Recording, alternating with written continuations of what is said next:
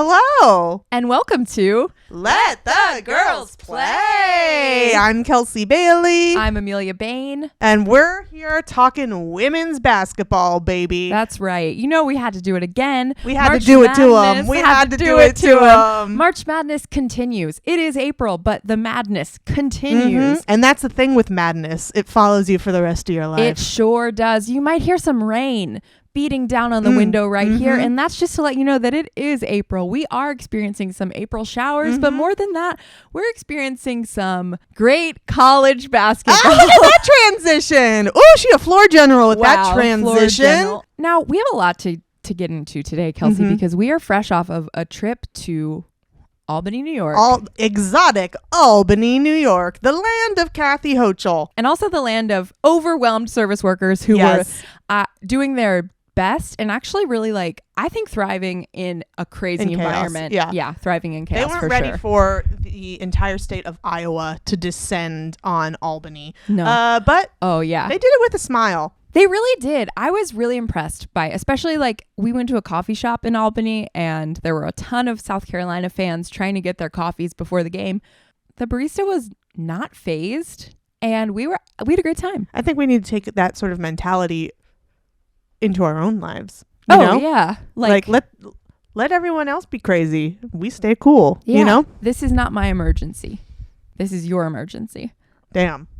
Were you expecting therapy on this listen, podcast? And I will say I've never embodied that mindset at any moment of my life Nor except will for I. right here. Yeah. And as soon as I leave, I will go back to being an absolute mess. We're projecting who we want to be on this podcast, not who we actually are. Yeah. We saw some great basketball in Albany. Some great basketball. We went to the LSU UCLA game. Amazing game. A thriller.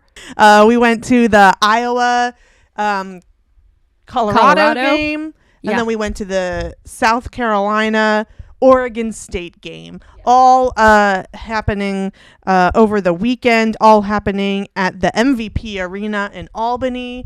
And boy, oh boy, was it something to see Kim Mulkey in the flesh. To see Dawn Staley in the flesh. Because we were at the games, but we also were able to go to some of the rallies before the games that they had at the hotels. And it truly, I'm not from the South, but this is in my Friday Night Lights cosplay that I do in my brain. This is how it is. That's just how it is. For football teams and sports teams, is they rally you up before you get on that bus, before you head out. And that's beautiful. It's true. I am kind of from the South, and my high school football team, our band was I cry thinking about it. And I think that's why I was so overcome by the LSU band, who happened to be, the whole LSU organization was staying at my hotel. And so I got to go to their pep rally before the game. I was crying. I was chanting GEAUX. I don't care about LSU, but now I kind of care about LSU, and I think that's college bands. Which do you want to make your point about bands that you brought up? I would say this is the biggest takeaway from going to March Madness.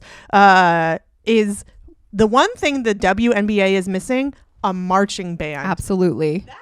Those things got me hype beyond belief. Imagine Ellie the elephant dancing to a marching band. I think the thing with the WNBA is maybe it's before the game starts, it's the marching band. Yeah, like a pep rally. And then during the game, it's the DJ and it's the hits. We're not trying to take DJ Rhea's job. Yeah, we're not trying to take DJ Rhea's job because she's amazing at her job. And also we need to hear LL Cool J headsprung. Absolutely. To do the Ellie stomp. Before the game, maybe a little bit at halftime, we could get some marching band to pump us back up. Absolutely. Maybe. As we're getting into the arena. Because that was the nice thing about March Madness is in the lobby, as you were going up to get your tickets scanned and go through security, they had the college marching bands playing. And it was so It gets you pumped. You're like, oh, I'll find my seat, blah, blah, blah. But then you walk in and you're like, wait a second. I am in it. Yeah. I am part of this. Yeah. If I could take a moment, if we could both take a moment and just address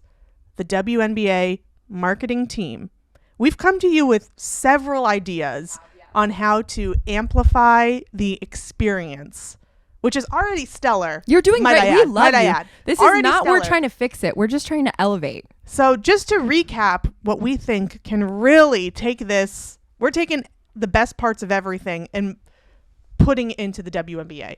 Number one, Sopranos night. Sopranos night. We did see the Liberty release their theme nights, and Sopranos not night was on not the on list. there. So that was idea number 1.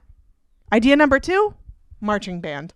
I'm going to throw in idea number 3. Oh, I don't know idea number 3. No, just to recap, secret player, which Secret we have player. been trying to get you to do for a while, is to let these WNBA players from the past come back. Yes. For those who don't remember, that's sort of like our idea of Masked Singer meets professional basketball, where there is someone in a fun outfit and we're like, who is it? Who is it? Who is it? You put them in, they take off the head, and it's Nancy Lieberman. It's Rebecca Lobo. It's Lisa Leslie. Again, WNBA marketing team, and I guess experiential marketing team. We love you. You're doing great. Yeah. You're doing great.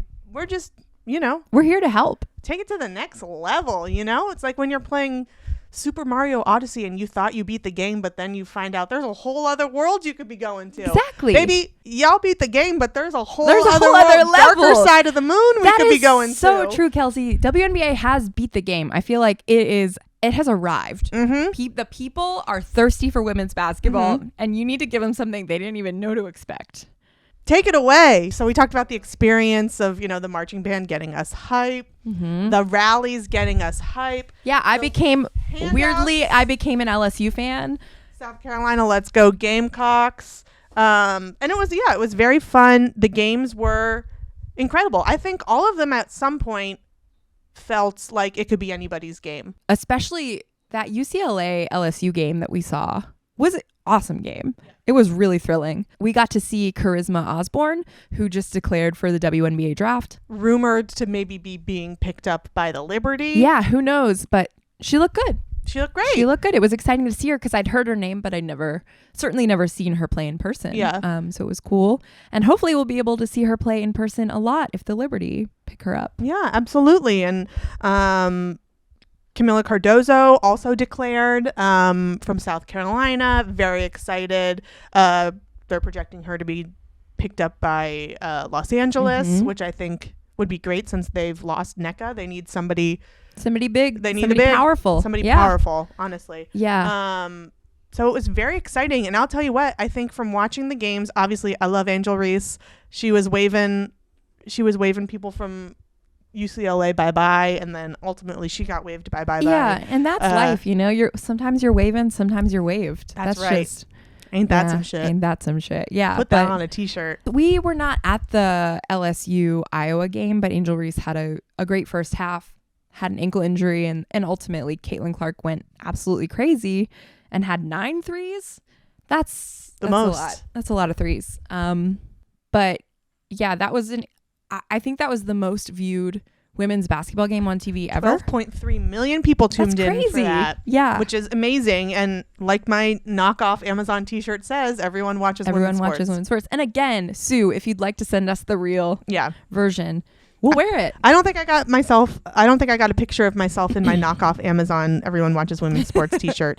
But I saw a lot of people in the real t-shirt and I felt embarrassed.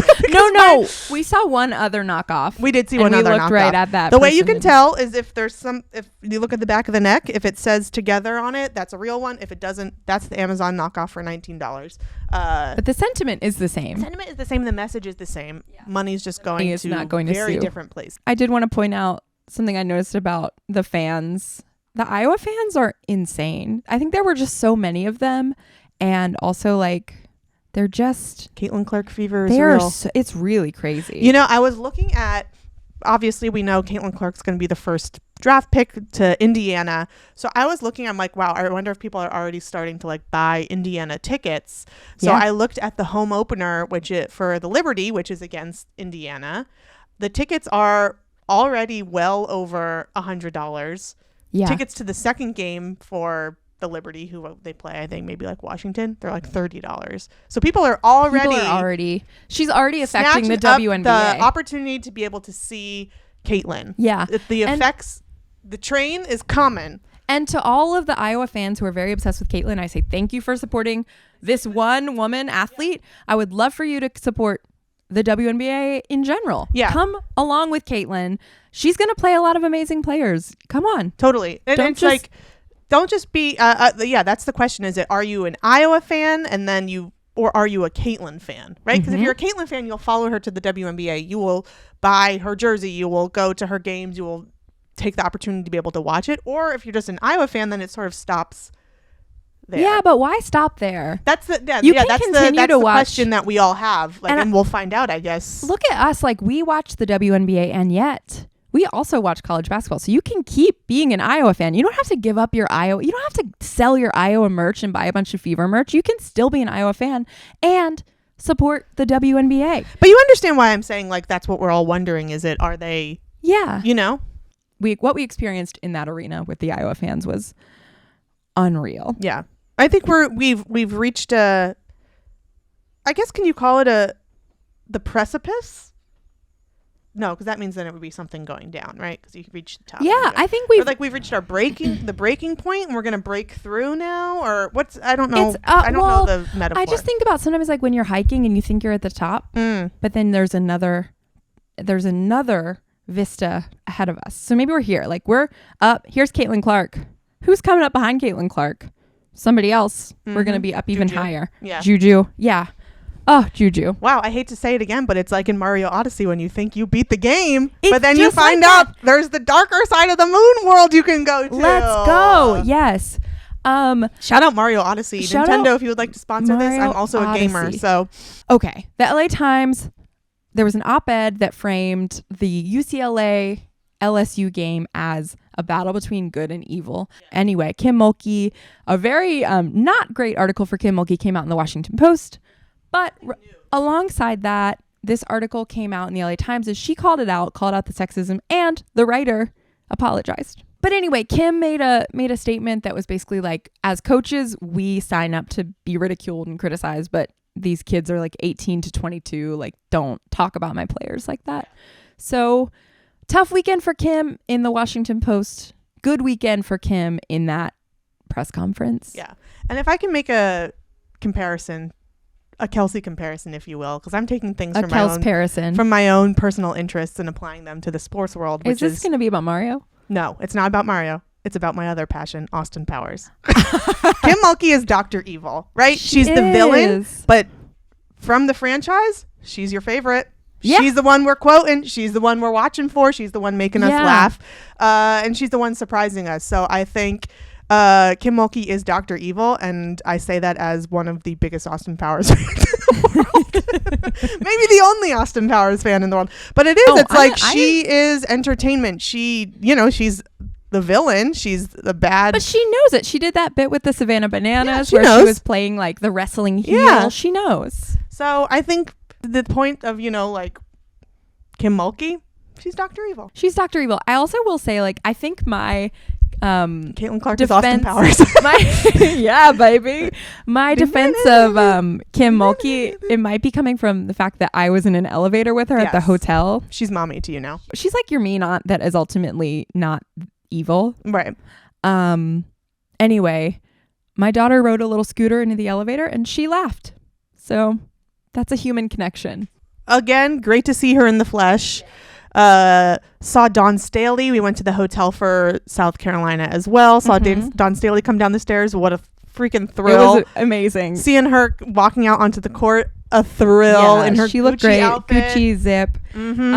I know she does this for every game, but she posted her devotional and it said Jesus versus Oregon State on Easter. It hits different on Easter. But yeah, if we could talk about Oregon State really quickly. Shout out to Reagan Beers. My God. A sophomore and already just like so dominant. So great. I loved watching her play. I loved watching her play, and I will continue to love watching her play. I think, again, the best thing about watching all these games is I'm learning new players outside of the ones that we're always talking about, outside of the Caitlin Clarks, outside of the Angel Reeses, outside of the Paige Beckers, outside of the Juju Watkins. There's other players that I'm discovering, and it's so exciting as well. Yeah. I just want to shout out Flauge, who had 2 incredible games that we saw. Well, we saw one in person, and then she played well in the loss to Iowa as well. She's so good. She's just a sophomore as well. I love her. That's the other thing. I love her. That's the other thing. These are just kids. They're kids. Juju was crying. She's 18. That's a lot. She's not. Yeah, this is a lot for 18. When I was 18, I could barely order my meal at a restaurant because I was so scared of just existing as a human being. Yeah. Let alone playing in front of thousands of people with all this pressure on you, people screaming at you. I mean, these are kids, man. Wow, what a time we had. We are geared up. We are geared up. Ready. We are ready for the Final Four on Heat Friday, up. baby. Speaking of our bracket, we've had an absolute shift. In Don Staley We Trust was at the bottom for a while. Now they're up at number 2, right Can behind you believe Sparky Dog. it? And guess who's in last place and second to last place? Me and my wife. Sticking And together. that's love, baby. That's in death till do we part. So Final Four, we got who do we have in our, who do we think, right? Who do you think in South Carolina versus NC State? I don't think anybody's beating South Carolina. I'll say it again. Mm-hmm. Who's going to going beat to South the end, Carolina? baby. One interesting thing I saw, there's a player that transferred from South Carolina to NC State last year. Oh, fun. And she is now playing in the Final Four against her former team. I'm interested to see what happens. That's also, fun. this is a cool fact. Sorry to talk about men's basketball, but You were just saying we shouldn't talk about men's sports. but this is just a fun fact. NC State and UConn Yes. both have men's and women's teams in the Final Four. And it's the first time that's ever happened. That's great. To be fair, the women haven't been invited to have an NCAA tournament. That didn't exist until 1982. Yeah. So we're dealing with a smaller timeline. It's But true. But- still, it's really cool. And you know who won the first No. women's NCAA tournament? Kim Mulkey and the Lady Texters.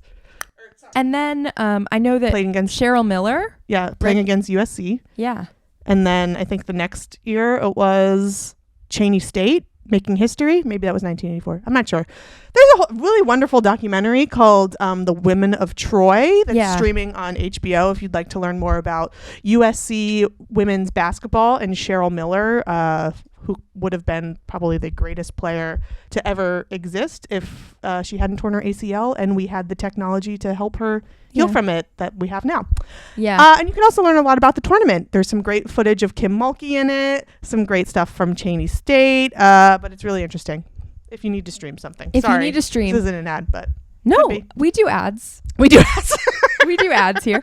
We do ads here for Mario Odyssey, Austin Powers, Austin Powers and this Women of documentary, Troy. Women of Troy. Mhm. Anyway, we're going Okay. into the weekend. I'm riding with South Carolina over North Carolina. And what do you think about Iowa versus UConn? Which, by the way, shout out UConn. They have only had 6 players this entire tournament. 6? I thought it was 8. No, I think only 6 players have been able to Oh play my for like the first couple God. of games. It's crazy. Paige Becker's played the entire That's way something. through. It's crazy because you can't get into foul trouble. Yeah. You have to like play through being exhausted. Yeah. And if Really. I'm wrong, I apologize. Maybe it is 8, but We I could have can't know. sworn I saw a headline that said they've been playing with only 6 players. Whatever the number exactly is, like UConn is playing with a very depleted team, and Mhm. yet they're coming strong every game. Paige is killing them. Aaliyah Edwards, killing them. Who's that little guard with the ponytail? Killing Killing them. them. Gino, killing them. You know, with all this talk about UConn, who do you have in Iowa versus UConn? So I want it to be UConn. It's hard to, it's what I witnessed on Monday with those threes. It's really hard for me to imagine UConn beating them. But I think South Carolina will beat Iowa in the final. I agree. Yeah. Damn. Wow. Only one way to find out, and that's to tune in this weekend to the Final Four and the finals on Sunday. Friday, we got the Final Four. Sunday, we got the whole shebang-a-bang, baby. And you know we're going to be back to talk about it Mhm. after. And then we have just like a couple of days before we're at the WNBA draft. Yeah, I think all players have, they have until 2 days after their last game. to be able to decide. So we're waiting to see, there's a lot of people who are waiting on. Thank you, everybody who's listening. Thank you to the listeners who reached out who are also in Albany for the weekend. It was a great time, and we've got a great weekend of basketball ahead of us. I do want to say one thing before we go. The refs at this tournament are out of control. During this one game, these refs they called 10-second violation coming across inbounding Backcourt, the ball, yeah. but like it definitely was not 10 seconds. And then also they called like a lane violation at a weird time. And I told Kelsey, it's like they were like, we're going to show everybody that we know all the rules. We know all the rules. We know we're all the rules. rules. And we're looking out for all of them. all the rules. Yeah. And this, it was just, it made me positive about what we already knew, that everyone involved with women's basketball is a hero. Except the refs. Bye.